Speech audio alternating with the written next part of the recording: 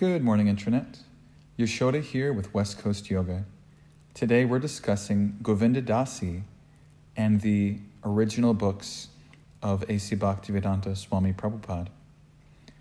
In 2005, I was living as a pujari in the Honolulu temple, and I had the good fortune of spending time with Govinda Dasi. At that time, she was a very vocal supporter of Prabhupada's original books, and I eventually wrote her a letter trying to get a sense of her history, what caused the books to be changed, etc. I'm very fortunate that Govinda Dasi took the time and replied to my letter. And so today I'm going to read Govinda Dasi's 2006 letter to me regarding the BBT book changes. A letter on book changes by Govinda Dasi, A.C. Bhaktivedanta Swami Prabhupada, 2006. Srila Prabhupada often said, Krishna has written these books. So tell me, how can a conditioned soul improve in what Krishna has said or written? Dear Yashoda Dulal Prabhu, please accept my humble obeisances. Yes, the BBT always gives that one worn-out example of cattle and, of course, the other one planet of the trees. Yes, those are typos. Mistakes.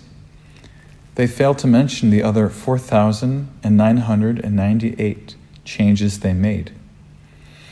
And had these two errors been corrected, along with any misspelled words, etc., there would have been no cause for alarm or for $1 million lawsuit with BBT defending the edited version, one which they lost in the courts. That court case is the only reason that now the world has an option to read Prabhupada's original words. But the 5,000 changes that were made and changing the writer's voice was unwarranted and factually criminal. In a meeting in Honolulu temple some years back, Jayadvaita Maharaj actually stated, quote, "Oh, those original books were horrible," end quote. Those horrible original books, filled with Srila Prabhupada's divine mercy, made thousands of devotees in the 1970s. More books were distributed then than now. It seems you believe the propaganda that Hayagriva was never around Prabhupada much, and there were many editors, etc. What can I say? This is simply not true. I knew Hayagriva from the time I joined Prabhupada in San Francisco in January of 1967. Hayagriva was there and was already editing the Gita and spending hours every day with Srila Prabhupada going over every verse. And later, just before the first Gita was printed in late 1968, Hayagriva lived with us in Los Angeles. I was Prabhupada's secretary for the whole year of 1968 and part of 1969. Daily, they would spend hours in Prabhupada's room going over every inch of the final edits. I am an eyewitness to this. At this time, I even did the cover drawing for the first Macmillan Gita, the purple one, with Prabhupada guiding me literally over my shoulder, watching the drawing develop. The purple Gita cut out a lot of that meticulous work done by Srila Prabhupada and Hayagriva. Macmillan wanted to save money to make it smaller, so they greatly edited Prabhupada's manuscript, and he was unhappy with it, but accepted it as a blind uncle. But at his first opportunity, he printed his manuscript in total, the original Gita, the one with Jadharani's reddish battlefield painting on the cover. Srila Prabhupada was extremely happy with that Gita. He finally got his carefully nurtured manuscript into print. He was overjoyed. The edited edition, with the blue battlefield cover done by Parikshit Das, with Krishna carrying a whip rather than his Panchajanya conch, as directed by Srila Prabhupada, was done after Srila Prabhupada's departure from this world. Both the editing and the cover were done after his departure. Yet they inserted his preface and signature of 1971, as if, with 5,000 changes, it was the same book. How unethical. Most of Prabhupada's disciples did not even know this editing mischief was going on. They were grieving the loss of Srila Prabhupada from this world. Only later, when the dust had settled, did many of us learn of this travesty. So I really do know what happened in those days. I even met with Macmillan in New York prior to the printing. Jayadvaita Maharaj had not even become a devotee in early 1967, so how would he know? He says many things that are not in keeping with what really happened. Since he was not there, perhaps he's relying on hearsay. I don't know.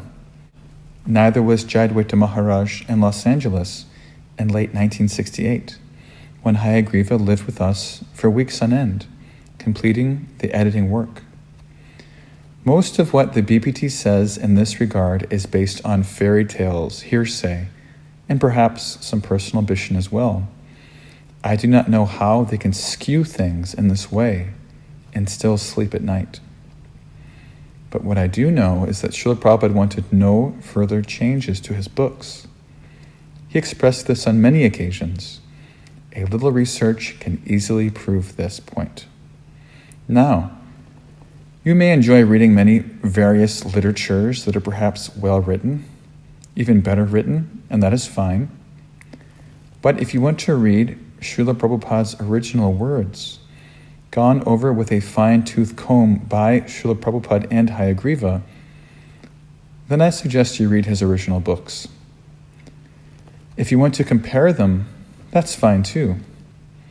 But his original books must be available to the people who will come in the future of this Kali.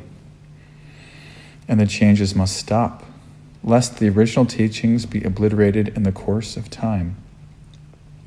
Generally, I avoid these political issues, as I feel most are fairly unimportant and always changing.